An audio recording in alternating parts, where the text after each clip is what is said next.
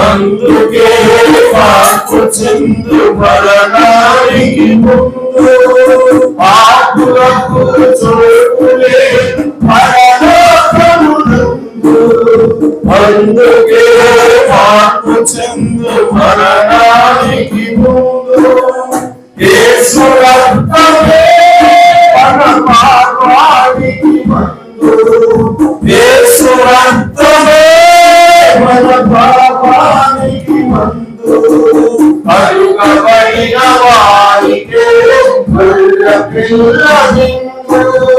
కరుగబడిన వారికే గొల్ల పిల్ల విందు.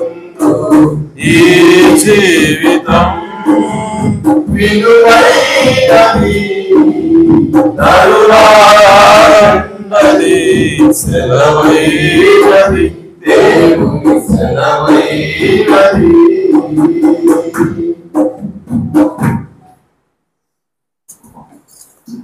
దేవుని స్తోత్రం. హల్లెలూయా. అలాగే నిలబడినట్టుగా పరిశుద్ధ గ్రంథం నుంచి ఆదికాండము 3వ అధ్యాయము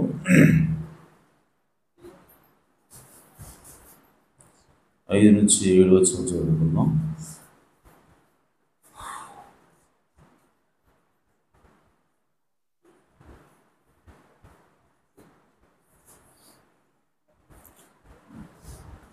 ఆదికాండము 3వ అధ్యాయము 5 నుండి 7 వచనం చదువుకుందాం. అందుకు 4వ వచనం, ఏలయనగా మీరు వాటిని తిని దినమున మీ కన్నులు తెరవబడిననియు మీరు మంచి చెడ్డలను ఎరిగిన వారై దేవతల వలె ఉందురనియు దేవునికి తెలియని స్త్రీతో చెప్పగా, స్త్రీ ఆ వృక్షము ఆహారమునకు మంచిది, కన్నులకు అందమైనది, వివేకమిచ్చు రమ్యమైనది ఎన్నుట చూచినప్పుడు ఆమె దాని ఫలములలో కొన్ని తీసుకుని తిని తనతో పాటు తన భర్తకును ఇచ్చెను. అతడు కూడా తినెను.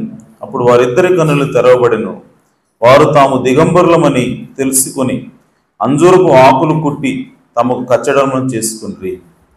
దేవుడు తన పరిశుద్ధ వాక్యమునకు తన ఆశీస్సులు జోడ్చెను గాక. తల వంచి చిన్న ప్రార్థన చేసుకుందాం. జీవం కలిగిన తండ్రి, సర్వోన్నతుడా, మీ కరుణామకు స్తుతులు స్తోత్రం చెల్లిస్తున్నాం. ప్రభువా, ఈ సాయంకాల సమయంలో మమ్మల్ని అందరినీ కూడా ఇటు రీతిగా సమకూర్చిందికే స్తోత్రం. ప్రభువా, చదువుకున్న వాక్య భాగం నుంచి మీరేమందరితో మాట్లాడమని ప్రార్థిస్తున్నాను తండ్రి. ఏం మాట్లాడాలో ఎలా మాట్లాడాలో నాకైతే తెలియదు, కానీ జీవము కలిగిన దేవా, మీరే రంగం మీదకి వచ్చి మా అందరితో మాట్లాడమని, మమ్మల్ని దీవించమని, ఆశీర్వదించమని మా ప్రభువును రక్షకుడునైన యేసు క్రీస్తు నామములో ప్రార్థించడం వేడుకుంటున్నాను పరమ తండ్రి. ఆమేన్. ఆమేన్. దయచేసి కూర్చోవచ్చు.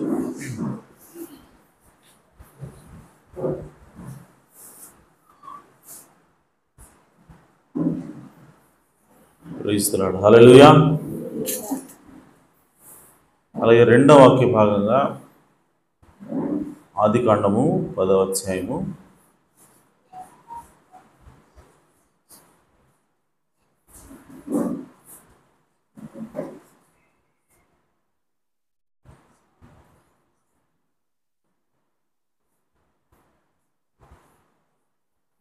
8 నుంచి 12. కూషు నిమ్రోదును కనెను. అతడు భూమి మీద పరాక్రమశాలి అయినటకు ఆరంభించెను. అతడు యెహోవా ఎదుట పరాక్రమము గల వేటగాడు. కాబట్టి యెహోవా ఎదుట పరాక్రమము గల వేటగాడైన నిమ్రోదు వలె అను లోకోక్తి కలదు. షీనారు దేశములోని బాబెలు, ఎరకు, అక్కదు, కల్నే అను పట్టణములు అతని రాజ్యమునకు మొదలు. ఆ దేశంలో నుండి అష్షూరుకు బయలుదేరి వెళ్ళి నీనెవెను, రహోబోతీరును, కాలహును, నీనెవెకును కాలహుకును మధ్యనున్న రెసెనును కట్టించెను. ఇదే ఆ మహాపట్టణము. మిస్రాయిము లూదీయులను, అనామీయులను, లెహాబీయులను, నప్తుహీయులను, పత్రుసీయులను, కస్లూహీయులను, కఫ్తోరీయులను కనెను. ఫిలిస్తీయులు కస్లూహీయుల నుండి వచ్చినవారు. సో ఇక్కడ దేవుడు ఏం మాట్లాడుతున్నాడంటే, కూషు నిమ్రోదుని కనెను. సో వాళ్ళందరూ కూడా షీనారు దేశంలో నివసించారు. అక్కడే బాబేలు అనేటువంటి గోపురాన్ని కడుతున్నారు.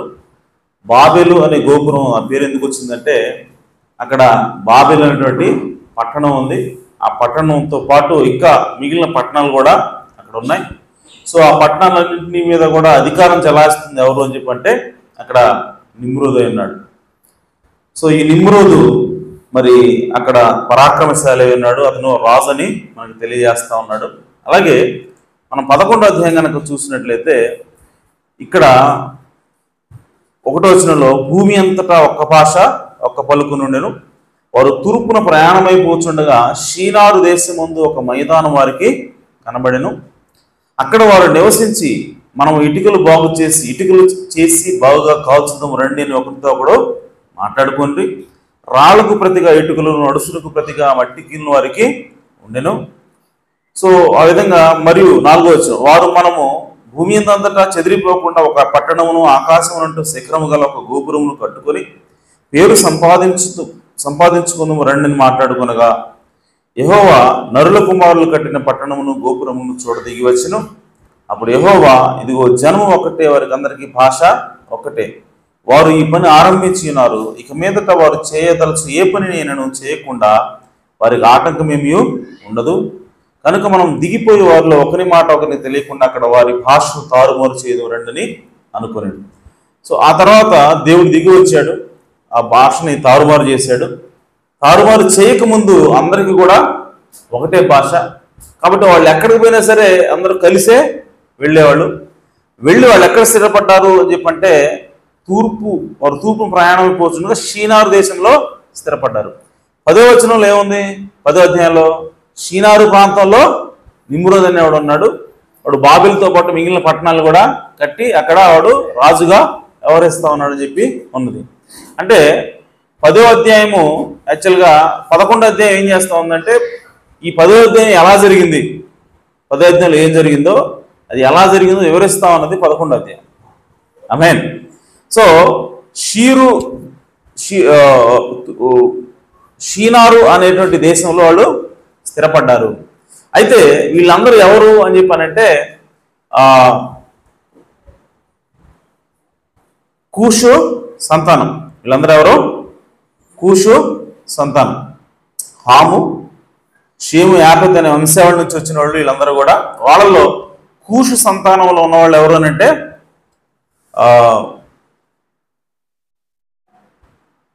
నిమ్రోదు.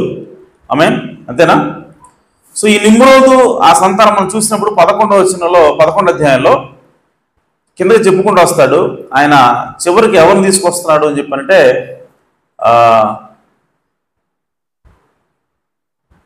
31వ వచనం, తెరవు తన కుమారుడుకు అబ్రహామును, తన కుమారుడుకు అనగా హారాను కుమారుడు లోతును, తన కుమారుడుకు అబ్రహాము భార్య అయిన శారయి అను తన కోడల్ని తీసుకుని కనానునకు వెళ్ళుటకు కల్దీయులకు ఊరును పట్టణంలో నుండి వారితో కూడా బయలుదేరి హారాను మట్టుకు వచ్చి అక్కడ నివసించింది. అంటే ఈ అబ్రహాం ఎక్కడి నుంచి వస్తున్నాడో మనం చూస్తే, అబ్రహాం ఎక్కడి నుంచి వస్తున్నాడు అని చెప్పానంటే ఈ నిమ్రోదు వీళ్ళందరూ ఒకచోటే కలిసి ఉన్నారు. అంటే హాము, షేము, యాపెత్ ఈ ముగ్గురు సంతానం అనగా నోవు యొక్క ముగ్గురు కొడుకులు వాళ్ళందరూ కూడా ఒక్కచోటే కలిసి ఉన్నారు. వాళ్ళలో నుంచి వచ్చిన వాడే నిమ్రోదు అన్నాడు. సో వాళ్ళ యొక్క భాష అంతా కూడా ఒకటిగానే ఉన్నది. ఆ సమయంలో నిమ్రోదు యొక్క లీడర్షిప్లో వాళ్ళు ఏం చేస్తా ఉన్నారంటే దేవునికి వ్యతిరేకంగా దేవుని యొక్క తీర్పుని తప్పించుకోవడం కోసం వాళ్ళకు గోపురాన్ని కట్టాలని నిర్ణయించుకున్నారు.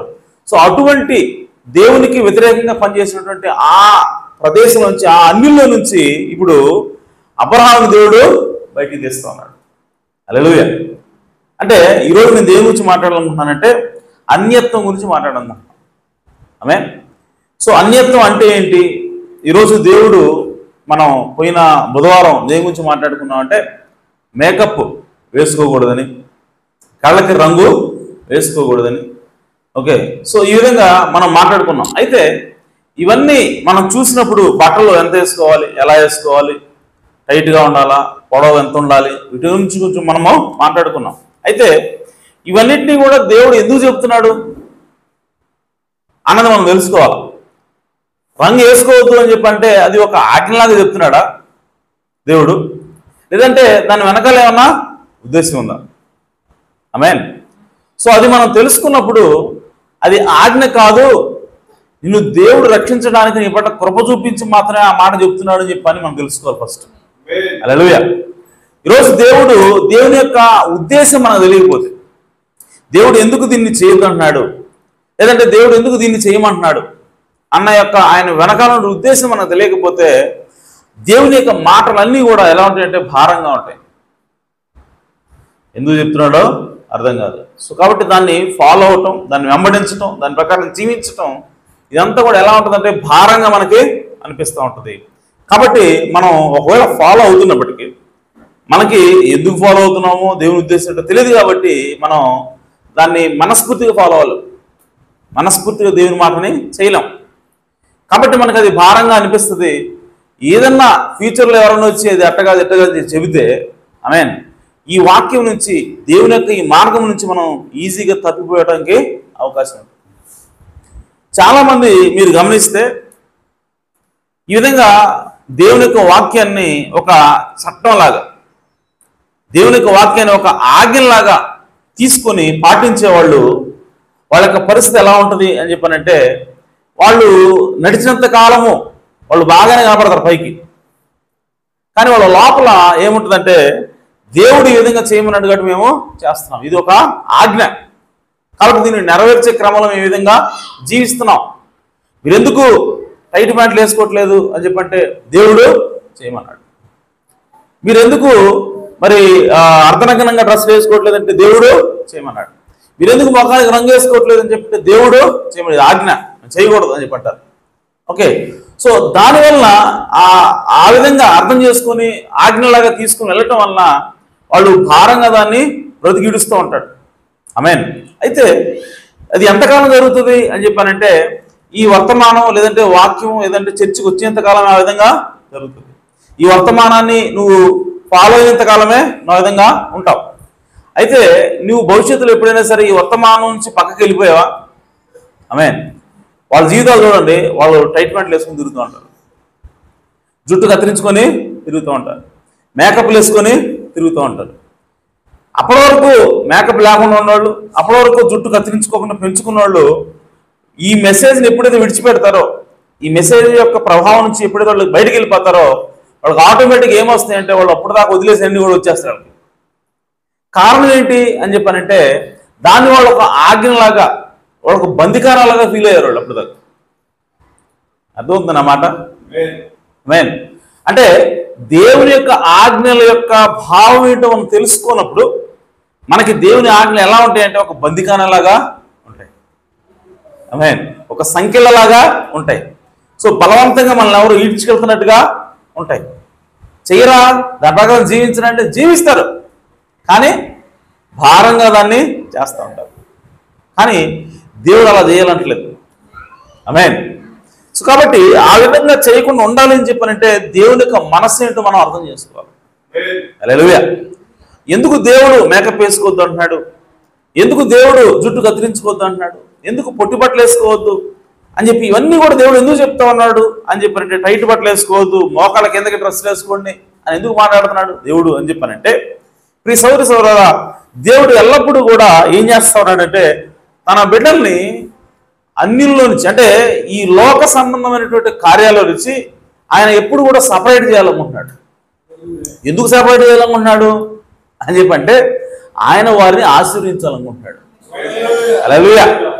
సో దేవుడు నిన్ను ఎందుకు నీకు ఆజ్ఞలు ఇస్తా ఉన్నాడు, ఎందుకు నువ్వు అది చేయకూడదు, ఇది చేయి, ఇది చేయి, అది చేయి చెప్పి ఎందుకు చెప్తున్నాడంటే దేవుడు నీ మీద పగబట్టి చెప్పేది కాదు. దేవుడు నిన్ను ప్రేమించే చెప్తా ఉన్నాడు. దేవుడు నిన్ను ఆశీర్వించాలని చెప్తున్నాడు తప్ప దేవుడు నిన్ను శపించాలని చెప్పట్లేదు. ఈ మనసు, దేవుని యొక్క మనసు మనకు అర్థం కాకపోతే మనం ఏం ఆలోచిస్తామనంటే, ఇప్పుడు నేను టైట్ డ్రెస్ వేసుకుంటే దేవుడు నన్ను శపిస్తాడు కాబట్టి నేను టైట్ డ్రెస్ వేసుకోకూడదు. నేను మేకప్ వేసుకుంటే దేవుడు నన్ను శపిస్తాడు కాబట్టి నేను మేకప్ వేసుకోను. కానీ దేవుని ఉద్దేశం అది కాదు. నువ్వు ఎప్పుడు వేసుకుంటావా అని చెప్పి చూసేవాడు కాదు దేవుడు. నువ్వు ఎప్పుడెప్పుడు గీత దాటుతావా, నేను శపిద్దామని చెప్పి చూసేవాడు కాదు దేవుడు. అందుకోసం పెట్టాల ఆజ్ఞలు. ఎందుకోసం పెట్టాడు అని చెప్పానంటే దేవుడు నిన్ను ఆశ్రయించడం కోసం పెట్టాడు.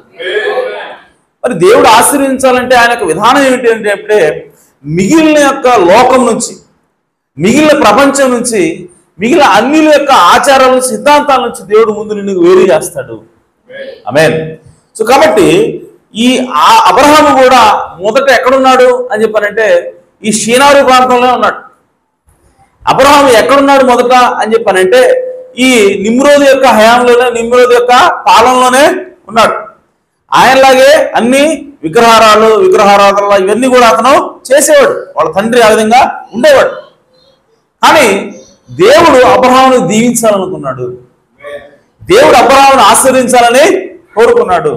కాబట్టి ఇప్పుడు అబ్రహాము దగ్గరికి వచ్చి దేవుడు ఏమంటాడంటే, నీ యొక్క జనాంగం నుంచి నువ్వు బయటికి రా, నీ దేశం నుంచి నువ్వు బయటికి రా, నీ ఊర్లో నుంచి నువ్వు బయటికి రా అని చెప్పి దేవుడు తనకున్నటువంటి సమస్తం నుంచి కూడా అబ్రహామును దేవుడు బయటికి తీసుకొస్తా ఉన్నాడు. హల్లెలూయా. ఎందుకు తీసుకొస్తున్నాడు అని చెప్పి అంటే మనకి అర్థమవుతుంది, అబ్రహామును దేవుడు దీవించాలనుకున్నాడు. అలాగే ఈ రోజు కూడా దేవుడు నిన్ను నన్ను అన్నిలో నుంచి మనల్ని సపరేట్ చేయాలనుకుంటున్నాడు. ఈ లోకం నుంచి మనల్ని వేరు చేయాలనుకుంటున్నాడు. కాబట్టి ఆయన ఏమంటాడంటే, ఈ లోకం చేసేట్టుగా నువ్వు చేయబాకు, ఈ లోకంలో మనుషులు జీవించినట్టుగా నువ్వు జీవించబాకు. ఎందుకు అని చెప్పానంటే నేను నిన్ను దీవించాలనుకుంటున్నాను, నేను నిన్ను ఆశీర్వదించాలని కోరుకుంటున్నాను. కాబట్టి అన్నిలు చేసినట్టుగా నువ్వు చెయ్యొద్దు.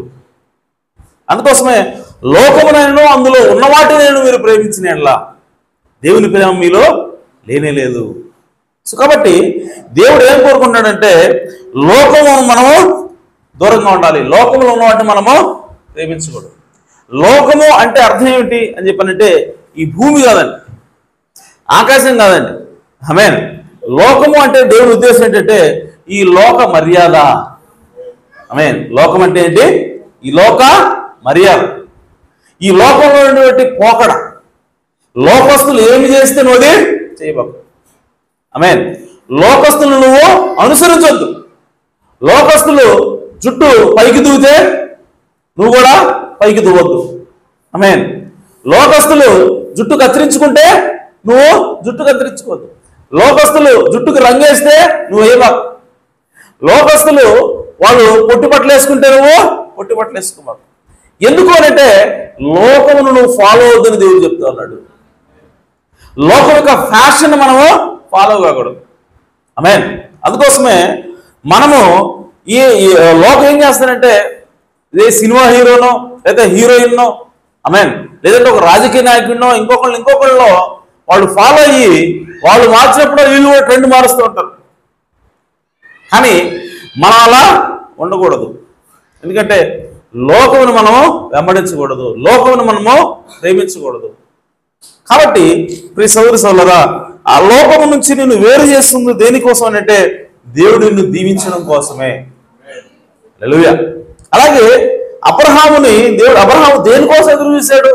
లోకం నుంచి బయటకు వచ్చాడు, తన తండ్రి కుటుంబం నుంచి బయటకు వచ్చాడు, తన ఊరు నుంచి బయటకు వచ్చాడు, తన దేశం నుంచి అతను బయటకు వచ్చి దేనికోసం ఎదురు చూస్తా ఉన్నాడు అని చెప్పారంటే భూమి మీద ఒక పట్టణం కోసం ఎదురు చూడట్ల. బైబిల్ చెప్తా ఉంది అబ్రహాము దేనికోసం వెతికాడంటే పునాదులు గల పట్టణం కోసము వెతికాడు. ఆమేన్. సో ఆ పునాదులు గల పట్టణం ఏమిటి అంటే ఈ భూమి మీద లేదు, అది ఎక్కడుందంటే అది పరలోకంలో ఉందని బైబిల్ చెప్తా ఉంది. పైనుంచి దిగి వచ్చే యెరూషలేము పట్టణాన్ని అబ్రహాము వెతికాడు, అంతేగాని ఈ భూమి మీద ఉన్నటువంటి పట్టణాన్ని వెతకలేదు. ఆమేన్. సో అబ్రహాము యొక్క లక్ష్యం ఎక్కడుంది అంటే పైన ఉన్నటువంటి యెరూషలేము మీదే ఉన్నది. ఆమేన్. సో ఇప్పుడు అబ్రహాము సపరేట్ అయిన తర్వాత ఈ అబ్రహాము సున్నతి చేయించుకున్నాడు. అబ్రహాము నుంచి సంతానం వచ్చింది. ఈ సంతానానికి దేవుడు ఒక విధినిచ్చాడు, ఒక ధర్మశాస్త్రాన్ని దేవుడు ఇచ్చి వాళ్ళు ఏమంటారంటే, మీరు యూదులై ఉన్నారు, మీరు ఇతరులతో కలవద్దు, మీకు కొన్ని కట్టడలు నేను ఇస్తా ఉన్నాను, మీకు కొన్ని విధులు నేను ఇస్తా ఉన్నాను, మీరు కొన్ని పండగలను ఇస్తా ఉన్నాను, వాటిని మీరు ఆచరించాలని చెప్పి దేవుడు వాళ్ళకు ఒక విధుల్ని ఇచ్చాడు. ఎందుకు ఇస్తున్నాడు అని చెప్పానంటే, మిగిలిన లోకం నుంచి వాళ్ళని వేరు చేయడం ద్వారా ఇశ్రాయేలు ప్రజల్ని, యూదుల్ని ఆయన దీవించాలనుకుంటున్నాడు. ఆమేన్. అయితే మీరు చూడండి, ఆ తర్వాత దేవుడు అంతటితో ఆగట్ల. ఇప్పుడు ఈ ఇశ్రాయేలు ప్రజలు ఆ విధంగా దేవుడి చుట్టూ కట్టడాలని, ధర్మశాస్త్రాన్ని వాళ్ళు పాటించడానికి ప్రయత్నం చేస్తూ వాళ్ళ విధంగా వచ్చారు. బలులు అర్పిస్తూ ఉన్నారు. ఆమేన్. సో పండగలు ఆచరిస్తూ ఉన్నారు, ధర్మశాస్త్రం ఉంది, వాళ్ళు చదువుతూ ఉన్నారు ప్రతిరోజు. ఇదంతా కూడా చేస్తూ వస్తున్నారు. మిగిలినటువంటి ప్రపంచంతో వాళ్ళు సంబంధాన్ని కలిగి లేరు. మిగిలిన ప్రపంచాన్ని వాళ్ళు ఏమంటారంటే, అన్యులు మీరు అంటున్నారు. దేవుడు అంటే తెలియని ప్రజలు మీరు అని మాట్లాడుతున్నారు. దేవుడు ఎవరు అంటే, దేవుడు ఎవరి దగ్గర ఉన్నాడంటే మా దగ్గర ఉన్నాడని చెప్పి అంటున్నారు. మేమే దేవుని ప్రజలమై ఉన్నాం అని చెప్పి అంటున్నారు. సో చివరికి అనగా యేసుక్రీస్తు ఈ భూమి మీదకి వచ్చేసరికి ఇశ్రాయేలు ప్రజలు ఏమనుకుంటున్నారంటే, ఈ భూమి మీద దేవుడు మమ్మల్ని మాత్రమే ప్రేమించాడు, దేవుడు అంటే మావాడే, దేవుడు మా పక్షానే ఉన్నాడు, మిగిలిన వాళ్ళందరూ కూడా దేవుడు అంటే వాళ్ళు దేవుడు అసహించుకున్నాడు వాళ్ళని. ఆమేన్. అందుకోసమే దేవుడు మమ్మల్ని ఈ విధంగా పరిశుద్ధపరిచాడు, దేవుడు ఈ విధంగా మమ్మల్ని ప్రత్యేకపరిచాడు అని చెప్పి వీళ్ళు పైనుంచి ఊడిపడ్డేవాళ్ళలాగా, ఆమేన్, వీళ్ళు గొప్పవాళ్ళలాగా వాళ్ళు ఊహించుకోవటం ప్రారంభించారు. అయితే యేసుక్రీస్తు వచ్చి ఆయన ఏం చేశాడంటే, యూదులకి అన్యులకి మధ్య ఉన్నటువంటి గోడ ఏదైతే ఉందో, ధర్మశాస్త్రం ఏదైతే ఉందో, ఆమేన్, ఈ గోడ అయినటువంటి ఈ యొక్క విధులు, ఈ యొక్క పండగలు, ఇవన్నీ ఏవైతే ఉన్నాయో వాటిని కూడా కోలదోశాడు. కోలదోసి ఇప్పుడు యేసుప్రభువు ఏమంటాడంటే, అసలు మీరు ఎవరు రాబాయ్, మీరు యూదులు ఎక్కడి నుంచి వచ్చారు? అబ్రహాము నుంచి. మరి అబ్రహాం ఎవరో యూదుడా అని అడుగుతున్నాడు ఆయన. ఈ జ్ఞానం ఎవరికి ఇచ్చాడంటే పౌలు గారికి ఇచ్చాడు. హల్లెలూయా. యేసుప్రభువు వల్ల మాట, కానీ పౌలు గారు యేసుప్రభువు మాట్లాడుతున్నాడు. పౌలు గారు ఏమంటాడంటే, అసలు మేము అది ఇది అని చెప్పి మీరు ఉప్పొంగిపోతున్నారు, మీకు గర్వం ఎక్కువైపోయింది. ఆమేన్. అసలు మీరు ఎవరు అంటే, మేము యూదులు, మేము ప్రత్యేకమైన వాళ్ళం. అయితే మీ తండ్రి ఎవరు అంటే, మా అబ్రహాం మా తండ్రి. అంటే మరి అబ్రహాం ఎక్కడి నుంచి వచ్చాడు రా అడుగు. మూలాలకు వెళ్తున్నాడు ఆయన. ఆమేన్. సో మూలాలకు వెళ్ళి అబ్రహాంకి మరి సున్నతి ఉందా? అబ్రహాంకి ధర్మశాస్త్రం ఉందా? ఆమేన్. అబ్రహాం మీ తండ్రి అంటున్నారు కదా, ఎట్టయ్యాడు మీ తండ్రి అబ్రహాము ధర్మశాస్త్రం కలిగి ఉంటాను మీ తండ్రి అయ్యాడా? సున్నతి చేసుకోవడంలో మీ తండ్రి అయ్యాడా? పౌలు గారు మాట్లాడుతున్నాడు ఇశ్రాయేలుతో. సున్నతి లేనప్పుడే దేవుడు వాగ్దానం ఇచ్చాడు. అబ్రహాం దగ్గరకు వచ్చి, నీ సంతానాన్ని నేను వృద్ధి చేస్తా, నీ సంతానం ద్వారా ప్రపంచంలో ఉన్నటువంటి అన్ని దేశాలను నేను ఆశీర్వదిస్తా అని చెప్పినప్పుడు, అబ్రహాంకి ధర్మశాస్త్రం ఉందా? లేదు. అబ్రహాం కనీసం సున్నతి ఉందా? లేదు. హల్లెలూయా.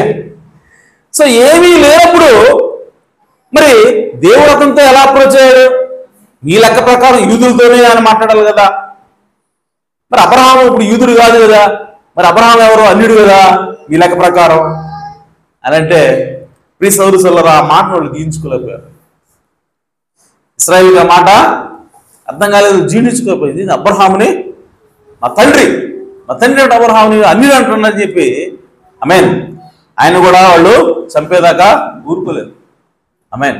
కానీ నిజానికి అబ్రహాము అన్యుడే అన్నాడు. సో కాబట్టి ఇప్పుడు దేవుడు ఏం చెప్తున్నాడంటే, మీరు అన్నిలో నుంచి వేరైన మాత్రాన సరిపోదు, ఈ భూమి మీద చూసుకుంటున్నారు మీరు. దేవుని యొక్క ఉద్దేశం అది కాదు. మిమ్మల్ని సపరేట్ చేసింది దేనికోసం అని చెప్పానంటే, మీరు ఎవరికి ప్రతినిధులుగా ఉండాలి అని చెప్పానంటే, పైన ఉన్నటువంటి వాటి కోసం మీరు ప్రతినిధులుగా ఉండాలా, ఈ భూమి మీద ఉన్నట్టు కోసం మీరు గొప్పలు చెప్పుకోవద్దు. ఆమేన్. కాబట్టి ఇప్పుడు యేసుప్రభువు వచ్చి ఏం చేశాడంటే, అన్యులు లేరు యూదులు వేరు, అంతా సమానమే అంటాడు ఇప్పుడు. హల్లెలూయా.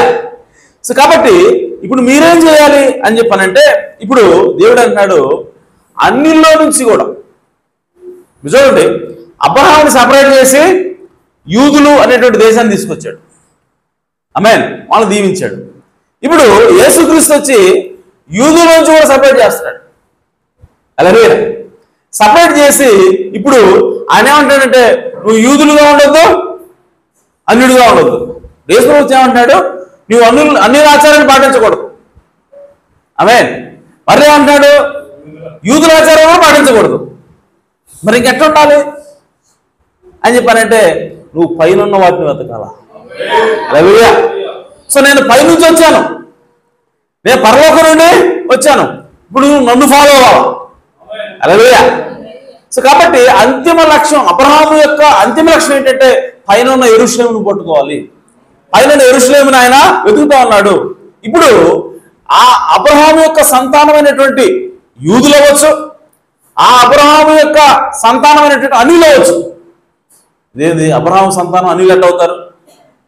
ఆమేన్ అని చెప్పంటే, మీ సోదరి సోదరా, యూదులు మాత్రము వారసులు ఎట్లయినారు అబ్రహాముకి? మీరు గమనిస్తే పౌలు గారు అంటాడు, అబ్రహాము పుట్టినోడల్లా యూదులు అవుతారు అంటాడు. పౌలు ఏమన్నాడు, అబ్రహాముకి పుట్టిన ప్రతోడు యూదులు కాదు అంటున్నాడు ఆయన. మరి ఎవరు యూదులు అని చెప్పంటే, పైన ఆకారం మాత్రమే, శరీరం మాత్రమే యూదులు కాదు. కాదు, లోపల అంతరంగంలో ఎవడైతే యూదులు ఉంటాడో వాడు అసలు యూదులు ఉన్నాడు. హల్లెలూయా. వాడి శరీరం ఎక్కడి నుంచి వచ్చింది? అన్యుల నుంచి వచ్చిందా, యూదుల నుంచి వచ్చిందా? దాంతో సంబంధం లేదు. అంతరంగంగా ఎవడైతే అంతరంగంలో యూదులే ఉంటాడో వాడే అసలైనటువంటి యూదులే ఉన్నాడు, వాడే అసలైనటువంటి అబ్రహాముకి సంతానమే ఉన్నాడు అని చెప్పి పౌలు గారు ఏమంటాడంటే, అబ్రహాము యొక్క సంతానం కేవలం ఇప్పుడు యూదులు మాత్రమే కాదు, అన్యులు కూడా అబ్రహాము యొక్క సంతానమే అంటున్నాడు. ఆమేన్. ఎలాగా అని చెప్పానంటే, ఆయన అన్నాడు, అబ్రహాముకి పుట్టిన ప్రతివాడు యూదుడైతే, ఆమేన్, ఇష్మాయేలు కూడా యూదుడే అవ్వాలా. ఇష్మాయేలు ఎవరికి పుట్టాడు? అబ్రహాముకి పుట్టాడు. ఆమేన్. సో ఇష్మాయేలు సంతానం అంతా కూడా యూదులు అవ్వాలి. సో ఇష్మాయేలు సంతానం అంతా కూడా దేవుని యొక్క కట్టడలు పాటించాలా. ఇష్మాయేలు సంతానాన్ని కూడా వాగ్దానాలు చెందాలా. కానీ దేవుడు అంటున్నాడు, కేవలం ఇస్సాకుకు మాత్రమే, ఇస్సాకు మాత్రమే నీ పుత్రుడు అంటున్నాడు. అదేంది, ఇష్మాయేలు కూడా పుట్టాడు కదా, మరి దేవుడు ఎందుకు లెక్కట్లేదు ఇష్మాయేల్ని? దేవుని దృష్టిలో అబ్రహాముకి సంతానం ఎవరంటే ఇస్సాకు మాత్రమే, ఇష్మాయేలు కాదంట. ఇదేట అని చెప్పంటే దేవుడు అంటున్నాడు, వాగ్దానం ద్వారా వచ్చిందే నీ సంతానమైన. హల్లెలూయా. సో నేను వాగ్దానం ఇచ్చాను, నీకొక కుమారుడిని ఇస్తాను, ఆ కుమారుడి ద్వారా నేను ఆశీర్వదిస్తాను చెప్పాను కదా. నా వాగ్దానాన్ని బట్టి వచ్చినట్టు ఎవరు అంటే ఇస్సాకు మాత్రమే, ఇష్మాయేలు కాదు. ఆమేన్. సో కాబట్టి నా వాగ్దానం ద్వారా వచ్చినటువంటి కుమారుడు కాబట్టి ఇప్పుడు ఇస్సాకే నీకు సంతానమైనాడు. అలాగే ఈ విధంగా ఎవరైనా సరే వాగ్దానం ద్వారా సంతానం అయి ఉంటే వాళ్ళు ఇప్పుడు అబ్రహాముకి సంతానమై ఉన్నారు. సో కాబట్టి ఇప్పుడు ఈ రోజు మనం కూడా ఆ వాగ్దానాన్ని బట్టి ఇప్పుడు దేవుడు అబ్రహాము కుమారుడైన. ఆమేన్. ఎలాగా అని చెప్పానంటే, వాగ్దాన పుత్రుడు ఇస్సాకు ద్వారా దావీదు వచ్చాడు, ఆ వాగ్దాన పుత్రుడు దావీదు ద్వారా యేసుక్రీస్తు వచ్చాడు. హల్లెలూయా. సో ఇప్పుడు యేసుక్రీస్తు అబ్రహాము యొక్క కుమారుడైనాడు. ఆమేన్. ఎలాగా అంటే వాగ్దానం ద్వారా. ఇప్పుడు ఆ అబ్రహాము కుమారుడు యేసుక్రీస్తుని ఇప్పుడు ఎవరైతే అంగీకరిస్తారో, ఇప్పుడు యేసుక్రీస్తు ఏమంటే, నన్ను అంగీకరించి నా మాట కైకున్న వాడందరూ కూడా నా యొక్క కుమారుడు. ఆమేన్. సో ఇప్పుడు యేసుక్రీస్తు కనుక, యేసుక్రీస్తుకి ఆపణ కనుక మనం పొందుకొని యేసుక్రీస్తు మాటను కనుక మనం కైకొనుకుంటే అన్యులమే మనం. కానీ యేసుక్రీస్తు నామందు విశ్వాసం వచ్చినట్లయితే, యేసుక్రీస్తు యొక్క ఆపణ పొందుకున్నట్లయితే ఇప్పుడు యేసుక్రీస్తు ఏమంటాడు, మీరందరూ నా కుమారులే అంటాడు. హల్లెలూయా. సో ఇప్పుడు యేసుక్రీస్తు మన కుమారులయ్యాం కాబట్టి మనం ఎవరు కుమారులే? అబ్రహాము కుమారులు అవుతాము. ఆమేన్. కాబట్టి మనము వాగ్దానం ద్వారా ఇప్పుడు అబ్రహాంకి కుమారులు అవుతున్నాం. ఇస్సాకు వాగ్దానం ద్వారా ఎలా అయితే అబ్రహాం కుమారుడయ్యాడో, అలాగే ఇప్పుడు వాగ్దానం ద్వారా క్రీస్తులో మనం పాలుగారాం కాబట్టి ఇప్పుడు మనం అబ్రహాము కూడా సంతానమైనాం. ఆమేన్. సో కాబట్టి ఇప్పుడు యేసుక్రీస్తు వచ్చిన తర్వాత ఇప్పుడు యూదుడు లేడు, అన్యుడు లేడు. ఇప్పుడు ఈ రెండింటి నుంచి బయటికి రావాలి. యోధా మతం నుంచి బయటికి రండి, అన్యత్వం నుంచి బయటికి రండి. బయటకు వస్తాం సార్, మరి ఎక్కడికి పోవాలి అని చెప్పంటే క్రీస్తులకు వెళ్ళవలసి ఉంది. హల్లెలూయా. సో ఈరోజు నీవు నేను ఆశ్రయించబడాలి అంటే, ఈరోజు నీవు నేను దీవించబడాలంటే యేసుక్రీస్తు చెప్పిన మాట ప్రకారం జీవించాలా. హల్లెలూయా. అప్పుడు మాత్రమే మనల్ని దేవుడు ఆశీర్వదిస్తాడు. ఆమేన్. సో ఈరోజు ప్రపంచంలో ఉన్నటువంటి ఎవరైనా సరే, అన్యులు కావచ్చు, యూదులు కావచ్చు, ఎవరైనా సరే ఇప్పుడు ఆశీర్వించబడాలి అంటే, రక్షించబడాలి అని చెప్పంటే ఇప్పుడు మనము వాళ్ళన్నింటి నుంచి మనం దూరం అయిపోవాలి, వేరైపోవాలి. అన్యుల నుంచి వేరు చేసుకోవాలి, యూదుల నుంచి, యూదా మతం నుంచి వేరైపోయి ఇప్పుడు క్రీస్తులకు మనం వెళ్ళవలసి ఉన్నది.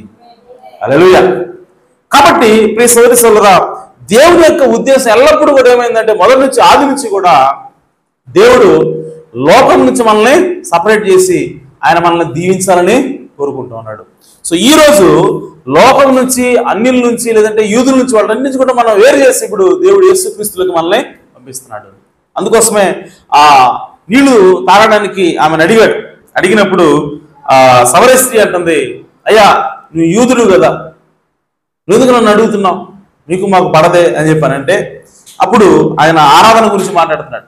ఆయన అంటున్నాడు, మీరు మీరు మీరు యూదులు గారు, కానీ మీరు దేవుణ్ణి ఆరాధిస్తారు.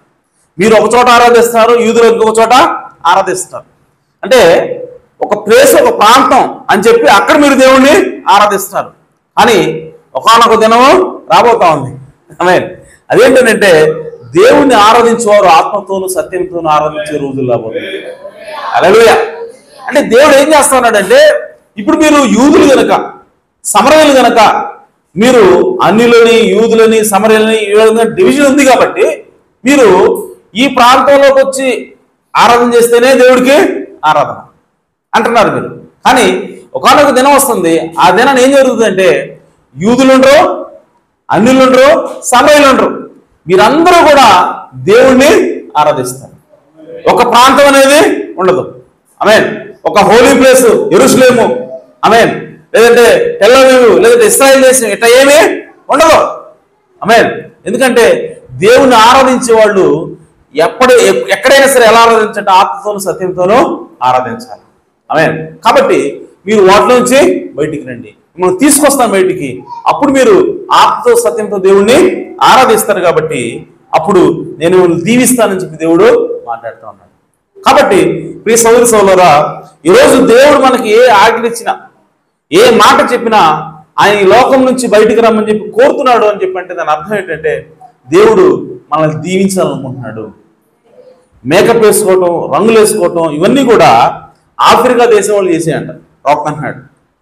అవన్నీ కూడా ఎవరు కల్చర్ అది? ఆఫ్రికా. అంటే వాళ్ళు బలు అర్పించి ఆ రక్తం తాగి, మనుషులు కూడా వాళ్ళు మరి బలిగా అర్పించి ఆ మనిషి యొక్క మాంసాన్ని కూడా తినేటువంటి, వాళ్ళన్ని ఆ మనుషుల్ని కూడా విగ్రహాలుగా అర్పించేటువంటి ఒక ఆచారాలు కలిగి, ఆమేన్, దేవునికి వ్యతిరేకమైనటువంటి జీవితంలో జీవిస్తూ వాళ్ళు ఆ ఆరాధనలో భాగంగా వాళ్ళు ఏం చేస్తారంటే ముఖాలకి రంగులు వేసుకుంటారు. అక్కడ దొరికేటువంటి రకరకాల చెట్ల ఆకులు, రసాలు తీసి వాటిలో నుంచి వాళ్ళు ఏం చేస్తారంటే ముఖాలకి రంగులు పూసుకొని వాళ్ళు దేవుణ్ణి ఆరాధిస్తారు. సో దాన్నే సాతాను ఏం చేస్తాడు, ఇప్పుడు తీసుకొచ్చి దాన్ని మేకప్ కింద కన్వర్ట్ చేసి, సో మనుషుల యొక్క అందాన్ని పెంచుతానని చెప్పి వాడు ఆ విధంగా మోసం చేసి రంగులు పూయిస్తా ఉన్నాడు. నిజానికి దాన్ని మనకు వెనక్కి వెళ్ళి చూస్తే అదేమిటంటే అన్యుల యొక్క ఆశ్చర్యపోయినది. కాబట్టి ఈరోజు యేసుక్రీస్తు ఏమంటాడంటే దాని నుంచి మీరు బయటికి రండి, అన్యుల యొక్క ఆచారం నుంచి మీరు బయటికి రండి. కాబట్టి మీరు మేకప్ వేసుకోతారు. అలాగే యూదుల యొక్క ఆచారం నుంచి కూడా మీరు బయటికి రండి. యూదులు చేసినట్టుగా మీరు పండగలో చేయొద్దు, యూదులు చేసినట్టుగా మీరు బలిలో అర్పించాల్సిన అవసరం లేదు, ఎందుకంటే నేనే బలిగా అర్పించబడ్డాను. ఆమేన్. కాబట్టి ఇక మీరు అవి ప్రార్థించాల్సిన అవసరం లేదు, నా మాట వింటే మీరు చాలంటాడు. కాబట్టి ఈరోజు ఎవరైనా సరే యూదులు అవ్వచ్చు, అన్యులు అవ్వచ్చు, ఈరోజు నిజంగా దీవించబడాలంటే యేసుక్రీస్తు మాటకి లోబడాలి. ఆమేన్. కాబట్టి ఆ విధంగా యేసుక్రీస్తు మాటకి మనం లోబడదాం. దేవుడు ఏది చెప్పినా అది దాన్ని ఆజ్ఞలాగా ఫీల్ అవ్వకుండా అది దేవుడు మనల్ని ఆశీర్వదించే మార్గమని నమ్మి దాన్ని మనం దాని ప్రకారం జీవిద్దాం. అప్పుడు దేవుడు మనల్ని ఆశీర్వదిస్తాడు. ఆ జీవించే జీవితము మనకి చెరలాగా ఉండదు, బందికానాలాగా ఉండదు, కష్టంగా మనకి అనిపించదు. ఎందుకంటే దేవుడు మనల్ని ప్రేమిస్తున్నాడు కాబట్టి ఈ ఆజ్ఞ ఇచ్చాడు అన్న గ్రహింపు మనకి ఉంటుంది కాబట్టి, సో ఆ విధంగా మనం ఈజీగా దేవుని యొక్క మాట ప్రకారం జీవిస్తాం. తద్వారా దేవుడు మనల్ని ఆశీర్వదిస్తాడు. ఆమేన్. కాబట్టి ఆ విధంగా మనం దేవుని యొక్క వాక్యాన్ని స్వీకరిద్దాం, దేవుని యొక్క మనసును అర్థం చేసుకుందాం, లోకం నుంచి మనం పూర్తిగా వేరైపోదాం. దేవుడు మనల్ని దీవిస్తాడు. దేవుడు సమృద్ధిగా ఈ మాటలు దీవించును గాక, దేవుడు మనల్ని ఆశీర్వదించును గాక. ఆమేన్. ఈ సమయంలో సమయం తీసుకుంటారు.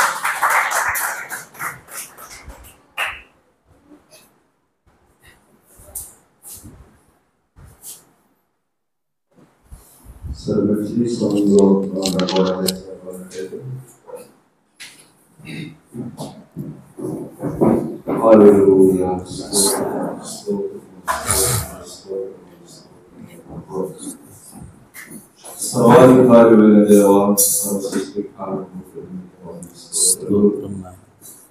దేవా, ఇదిగో ఈ ద్వారా ఆరాధనలో తండ్రి రాష్ట్రంలో పెట్టుకొని అన్యత్వం గురించి మాకు తెలియపరిచారు. అన్యత్వం ఎక్కడి నుంచి వచ్చిందో, దాని పుట్టు పురాణం ఏమిటో, దేవా ఎందుకు మనుషులు అలా మారిపోయారు, అవన్నీ కూడా మాకు తెలియపరిచిన దేవుడు. నిజంగా అబ్రహాము సంతానం అంతా వాగ్దానం కుమారుడు కాదని, వాడంతా ఈదురు కాదని మాకు తెలియపరిచారు.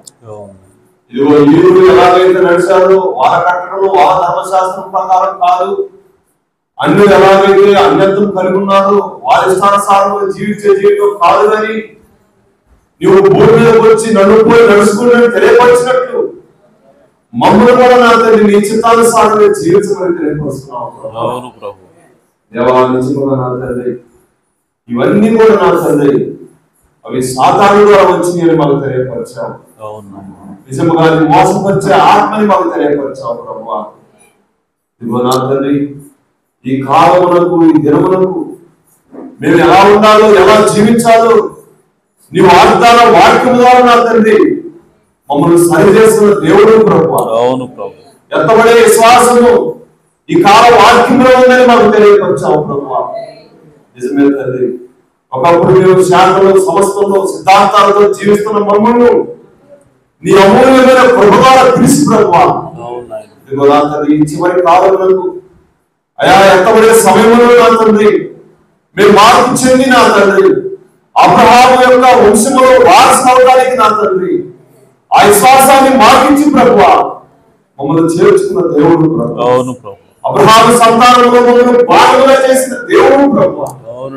దేవా కేవలం విశ్వాసం ద్వారా మమ్మల్ని మార్చిన దేవుడు. అది జీవితాన్ని నా తండ్రి మేమందరము కలిగి ఉండే భాగ్యాన్ని మాకు దయచేయమని అడుగుతున్నాను. అటు జీవితాన్ని కలిగి ఉండే సహాయం దయచేయండి. హల్లెలూయా. స్తోత్రము స్తోత్రము స్తోత్రము. శోధన తుఫానులో ఎదురైనను అవమాన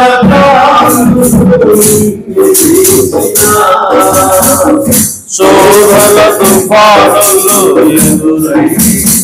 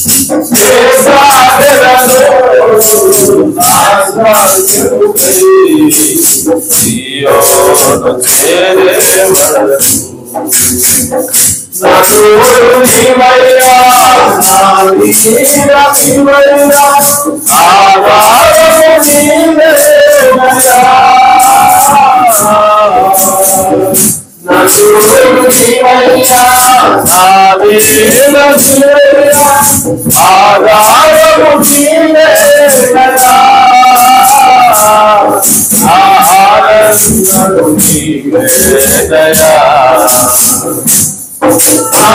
ఆనందము నీవే సర్వదేవా నా జీవితానాథా సియోని పరమునకు నన్ను చేర్చు ప్రభువా సియోని పరమునకు నన్ను చేర్చు ప్రభువా. హల్లెలూయా. ఇందాక ప్రకటన చెప్పడం మర్చిపోయాను.